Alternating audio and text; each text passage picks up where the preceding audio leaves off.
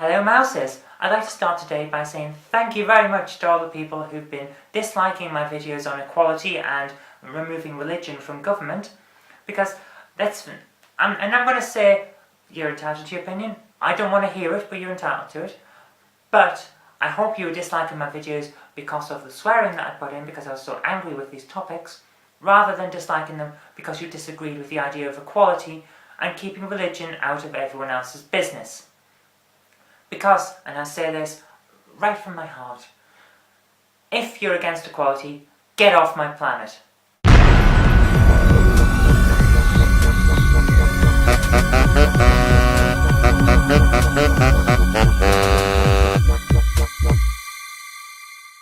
Today we have the news on Tuesday, and first up is the fact that thousands of illegal immigrants are deciding that actually Britain's not that good. Britain is such a disgrace and a complete mess that they want to leave the country. We have illegal immigrants who came into the country, looked around, went, we don't like it, and now want to go home. Britain has got to the point where it's so bad for people that people coming from third world countries no longer want to be here.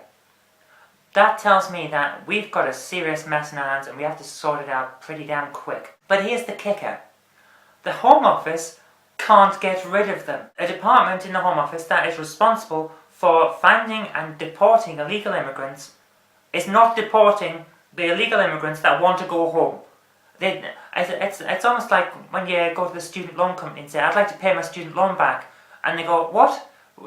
We don't know how to do that. How can you not deport people who want to go home? This is just stupidity. Put them on a flight and send them home. What's so hard about that?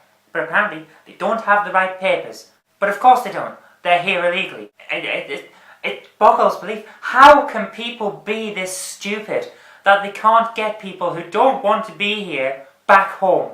We got a journalist out of Syria by smuggling him out in a sack, from what I can tell, but we can't get a guy from India back to India, a country that we have very close relations with and several flights every day.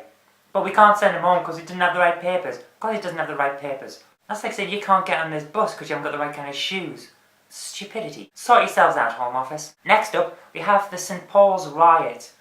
Well, I say riot. What actually happened was a few people at the Occupy London movement who have been camped out in front of St Paul's Cathedral, a place where everyone is supposed to be welcome and which is supposed to embody all of the good qualities of Christianity, wouldn't let them in. Complained a lot that they were there. And now the City of London, this shadow government organisation that should not exist in a modern democracy, but does because it managed to wangle a way out of getting removed during the reforms in 1835, it decided to send riot police in to get rid of all of these people who were squatting in front of a cathedral that is supposedly open to everyone. Why not just send the normal police in to remove them? There were hardly any people there having a fight, but the only reason they seem to have been having a fight is because riot police and bailiffs were trying to force them away from a public place. So it's clear to me that standard police would have been fine. But no, put on the riot gear and go in heavy-handed. Well done there, City of London.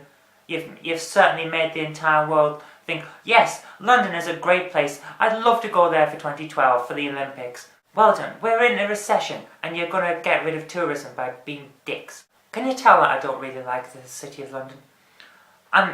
The capital city as a whole, I'm iffy on. The main reason is that everyone there is generally unfriendly. They don't talk to you when you talk to them. I'm a northern person. I talk to people. If I go into a shop, I'll have a conversation with the person behind the counter while I'm buying things.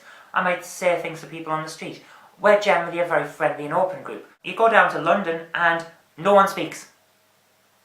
How do these people get friends? I've never worked that out. How do you get friends with someone in London when no one talks to anyone? But now we're digressing from our final news story, which I am so happy about.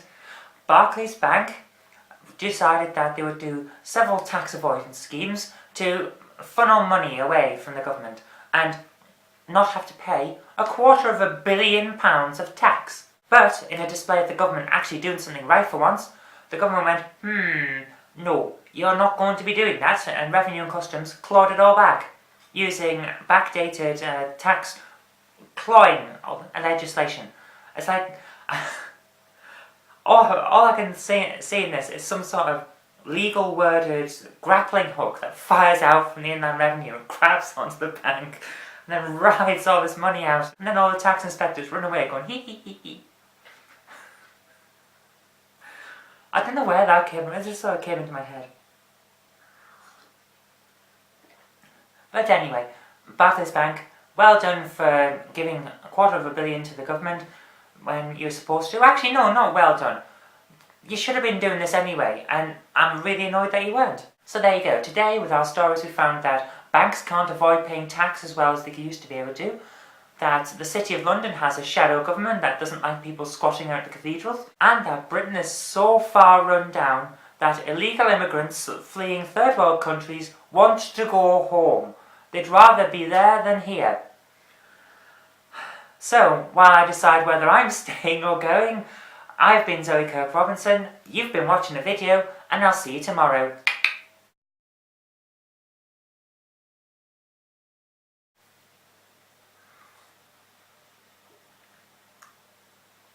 Has PG Tips changed their taste? I'm not sure, I may have to find another brand, because it tastes a little different now, and it's not really what I'm looking for.